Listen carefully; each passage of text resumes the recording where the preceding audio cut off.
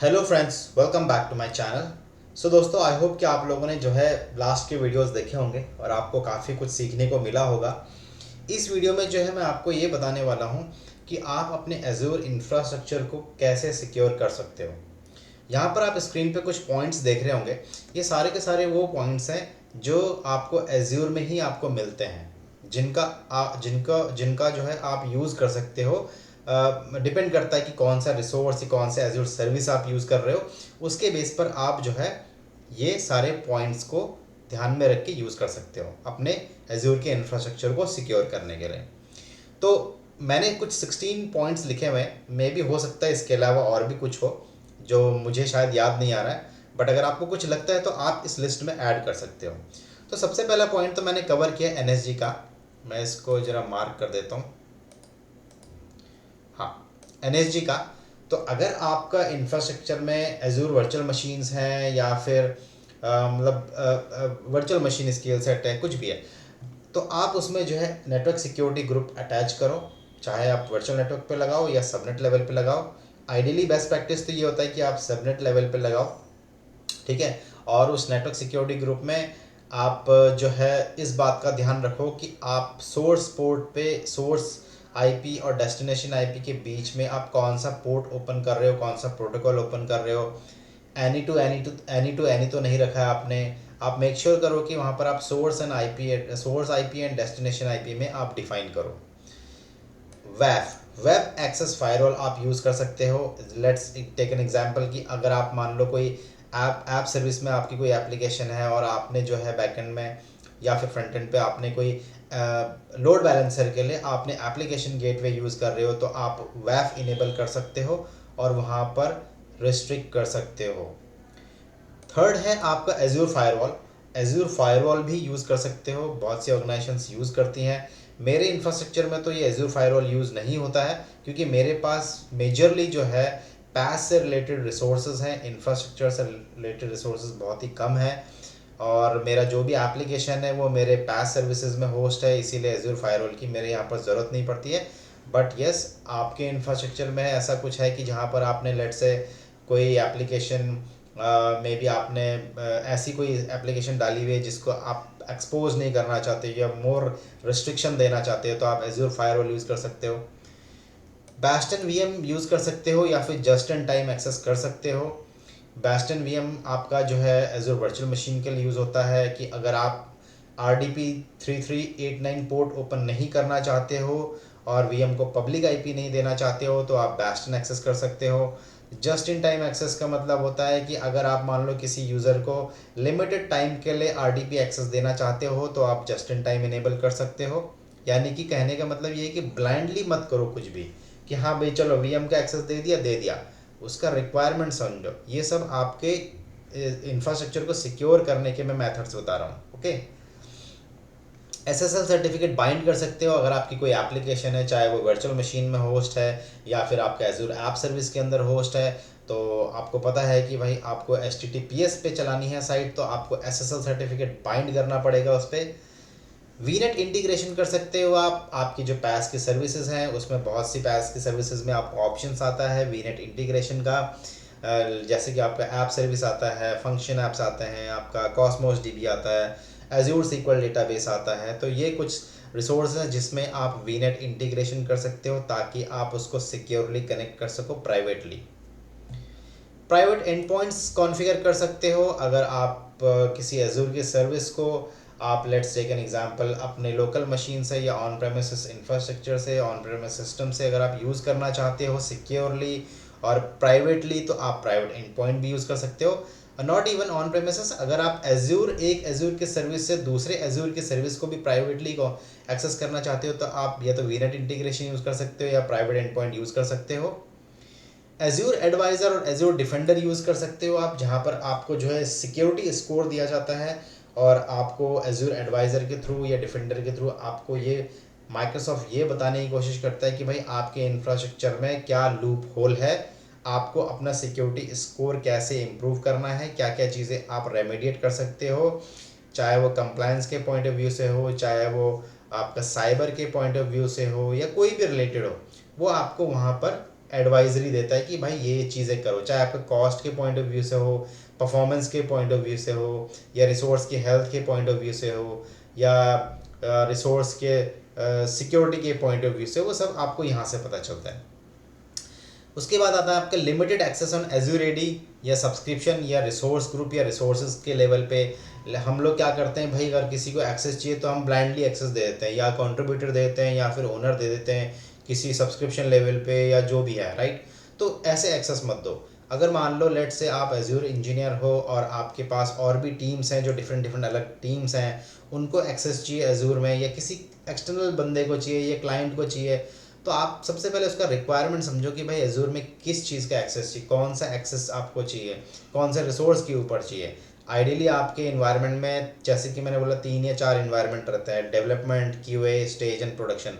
तो मेरे इंफ्रास्ट्रक्चर की बात करूँ तो हम लोगों ने क्या किया हुआ है, जो डेवलपमेंट एंड क्यूए इन्वायरमेंट है वहाँ पर हम लोगों ने जो दूसरी टीम्स हैं, दूसरी चाहे वो डेवलपमेंट टीम हो या कोई और टीम है, उसको हमने कंट्रीब्यूटर एक्सेस दे रखा है। बिकॉज डेवलपमेंट एंड क्यूए एक काइंड ऑफ टेस्ट इन्वायरमेंट ही रहता है आपका, वो प्रोडक्शन तो रहता नहीं, आपका लाइव रहता है, राइट। अगर उसमें कुछ डिलीट हो भी गया तो उसको रिस्टोर कर सकते हैं, नहीं तो उसको वापस बना के दे सकते हैं, उसका इम्पैक्ट नहीं है। मतलब स्टेज एंड प्रोडक्शन इन्वायरमेंट ऐसा इन्वायरमेंट है जहाँ पर आपका इम्पैक्ट होता है। स्टेज में भले कम होता है लेकिन होता है, और प्रोडक्शन में तो आपको पता ही है कि कोई रिसोर्स डिलीट हो गया या किसी ने अननेसेसरी जो है किसी को एक्सेस है और उसने जो है कुछ मॉडिफिकेशन कर दिया, तो बहुत बड़ा इम्पैक्ट है।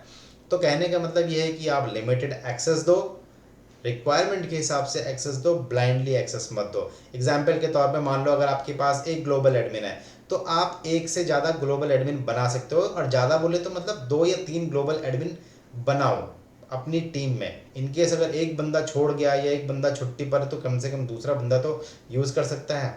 ओनर एक्सेस आप लिमिटेड दे सकते हो, कंट्रीब्यूटर एक्सेस आप लिमिटेड दे सकते हो, रीडर एक्सेस आप तो दे ही सकते हो सबको, किसी को भी चाहिए तो कहने का मतलब है कि एक्सेस मैनेजमेंट जो है प्रॉपर होना चाहिए आपका, सामने वाले के रिक्वायरमेंट के बेस पर आपको एक्सेस देना चाहिए। ओके, तो ये हो गया। फिर है आपका जो भी वर्चुअल मशीन्स हैं उन पे मेक श्योर करो कि आप प्रॉपरली पैचेस डाल रहे हो, आप हर मंथली उसमें पैचेस डाल रहे हो, जो भी माइक्रोसॉफ्ट पुश कर रहा है या पब्लिश कर रहा है, आप जो है अपडेट मैनेजमेंट के थ्रू पैचेस इसमें डालते रहो वर्चुअल मशीन्स को, ठीक है, ताकि वो लेटेस्ट उसमें सिक्योरिटी वो रहे, जो भी सर्विस पैक्स है या जो भी पैचेस हैं उसके वो अपडेट अप टू डेट रहे। बैकअप्स आपको कॉन्फ़िगर करना ज़रूरी है, चाहे वो वर्चुअल मशीन हो या फिर चाहे वो कोई भी पैस की सर्विसेज हो, जैसे स्टोरेज अकाउंट का बैकअप। अगर आपका कोई इंपॉर्टेंट फाइल शेयर है उसके अंदर कुछ डेटा है, आप उसका बैकअप ले सकते हो। और लेट से आपका कोई एज्योर ऐप सर्विस है, SQL डेटाबेस है, कॉस्मोस DB है, इनमें बैकअप डिफ़ॉल्ट इनेबल रहता है, बट आप इनकी पॉलिसीज़ को चेंज कर सकते हो कि भाई इनका रिटेंशन पीरियड आपको कितना चाहिए, आपके क्लाइंट को कितना चाहिए, बट बैकअप ज़रूरी है। फिर उसके बाद आता है आपका लॉग्स इनेबल, बहुत ये तो सबसे ज़्यादा इंपॉर्टेंट पॉइंट है। लॉग्स तो आपके एटलीस्ट प्रोडक्शन के रिसोर्सेज पे तो इनेबल होना ही चाहिए। लॉग्स आपको जो है बहुत हेल्प करते हैं ये आइडेंटिफाई करने में कि भाई ये रिसोर्स के ऊपर किसने चेंजेस किया, ये रिसोर्स किसने डिलीट मारा, या फिर इसमें मॉडिफिकेशन किसने किया, या फिर इसको एक्सेस किसने किया, ठीक है। तो ये लॉग्स बहुत ज़्यादा इंपॉर्टेंट होते हैं किसी भी इशू को ट्रबल शूट करने के लिए, तो लॉग्स इनेबल होने ज़रूरी हैं। एज्योर पॉलिसी आप इम्प्लीमेंट कर सकते हो, अप्लाई कर सकते हो किसी चीज़ को रिस्ट्रिक्ट करने के लिए। लेट्स से कि अगर आपने रिस्ट्रिक्शन लगाया कि भाई मेरे इस रीजन में जो है मुझे रिसोर्सेज नहीं बनाने, किसी एक पर्टिकुलर रीजन में मेरे रिसोर्सेज ना बने, इसलिए रिस्ट्रिक्शन लगा रहे हो आप, क्योंकि आपको भाई आपका रिक्वायरमेंट ही नहीं है कि वो रीजन में कोई रिसोर्सेज बनाए। होता है ना, कई बार होता है कि भाई आप किसी प्रोजेक्ट में काम कर रहे हो और आपने किसी अपने L1 के टीम के मेंबर को बोला कि भाई जरा इसमें रिसोर्स ग्रुप के अंदर ये रिसोर्सेज बना। अब उसको क्या पता कि भाई हमारे क्लाइंट का रिक्वायरमेंट क्या है, क्योंकि वो तो L1 का बंदा है। आइडियली L1 टीम में कैसा रहता है कि भाई मतलब इंस्ट्रक्शन बेस काम करती है L1 टीम, ओके, क्योंकि उनको मैच्योर होने में टाइम लगता है, तो इंस्ट्रक्शन बेस काम करती है, तो उनको इतना ज़्यादा नॉलेज नहीं रहता है, उनको मैच्योरिटी लेवल उनको आने में टाइम लगता है, तो उनको कैसा रहता है कि वो बना देते हैं रिसोर्स। तो आप जो है इस तरह का रिस्ट्रिक्शन लगा सकते हो कि कोई भी ब्लाइंडली जो है किसी भी रीजन में रिसोर्स ना बनाए, उसी रीजन में रिसोर्स बनाए जहाँ पर कि आपका क्लाइंट को एक्सेसिबिलिटी ज़्यादा हो, ओके। लॉक, ये भी बहुत एक इम्पॉर्टेंट ऑप्शन पार्ट है कि भाई आपको हर एक रिसोर्स पे लॉक लगाना ज़रूरी है, क्योंकि गलती किसी से भी हो सकती है। ह्यूमन से गलती होती ही होती है, कभी किसी ने डिलीट मार दिया तो कोई गारंटी नहीं है कि वो आप इसको रिस्टोर करो। हाँ, इस बात की ज़रूर गारंटी है कि आप उसको वापस से बना सकते हो, लेकिन रिस्टोर एग्जिस्टिंग रिसोर्स को रिकवर करना, रिस्टोर करना is kind of not possible. ठीक है, तो लॉक ज़रूर लगाओ। मल्टी फैक्टर ऑथेंटिकेशन इनेबल करो आपके एनवायरनमेंट में, ताकि कोई भी अगर पोर्टल पे एक्सेस कर रहा है तो वो MFA इनेबल होना चाहिए। MFA के ऑथेंटिकेशन के बाद ही जो है वो आगे लॉगिन होना चाहिए। ठीक है, उसके बाद आता है अलर्ट कॉन्फ़िगरेशन। अलर्ट कॉन्फ़िगरेशन बहुत ज़रूरी है। इन केस अगर आपके इंफ्रास्ट्रक्चर में कुछ भी इशू होता है, कुछ भी डाउन होता है, अगर आप कस्टमर को ये गारंटी देते हो कि भाई आप 99% आपका SLA है, आप 99% जो है आपके इंफ्रास्ट्रक्चर को अप रखेगा, तो अलर्ट कॉन्फ़िगरेशन बहुत ज़रूरी है। हर एक रिसोर्सेज पे अलर्ट लगाओ, आपके चाहे प्रोडक्शन इन्वायरमेंट हो या नॉन प्रोडक्शन इन्वायरमेंट हो। सेवरिटीज़ डिफ़ाइन करो ताकि आपको ईजी हो मॉनिटर करने में, और अलर्ट कॉन्फ़िगरेशन बहुत ज़रूरी है। इसमें एक और पॉइंट मैंने लिखा नहीं है, जो मैं बता देता हूँ वर्बली, कि हाई अवेलेबिलिटी सॉल्यूशन आपका होना ज़रूरी है। चाहे आप डिज़ास्टर रिकवरी सेट करो या फिर हाई अवेलेबिलिटी सॉल्यूशन कुछ भी यूज़ करो, जैसे कि वर्चुअल मशीन के लिए आपका डिज़ास्टर रिकवरी आ गया, या फिर आपका एजूर ऐप सर्विस या पैस से रिलेटेड जो लोड बैलेंसिंग सॉल्यूशंस हैं एजूर में, जैसे कि आपका लोड बैलेंसर हो गया है, एजूर लोड बैलेंसर बोलते हैं, आपका ट्रैफिक मैनेजर हो गया है, एप्लीकेशन गेटवे हो गया है, या फिर आपका फ्रंट डोर हो गया, तो ये आप हाई अवेलेबिलिटी सॉल्यूशन या लोड बैलेंसिंग सॉल्यूशन भी आप इम्प्लीमेंट कर सकते हो। तो दोस्तों, ये कुछ 16-17 पॉइंट्स हैं जो मैंने सोचा कि आप लोगों के साथ शेयर करना चाहिए कि आपको अपने एज्योर इंफ्रास्ट्रक्चर को अगर सिक्योर करना है एक वेल डिफाइंड स्ट्रक्चर्ड वे में, तो आपको क्या क्या ऑप्शंस मिलते हैं एज्योर में कॉन्फ़िगर करने के लिए, जिनका आप सही तरीके से इस्तेमाल कर सकते हो। तो दोस्तों, यही था इस वीडियो में। आई होप कि वीडियो आपके लिए बहुत ही इन्फॉर्मेटिव रहा होगा और बहुत ही यूज़फुल होगा आपके लिए, जिसको आप यूज़ कर सकते हो अपने इंफ्रास्ट्रक्चर में। तो इस वीडियो में इतना ही था। मिलते हैं अब अगले वीडियो में किसी नए टॉपिक के साथ। So friends, thanks for watching this video.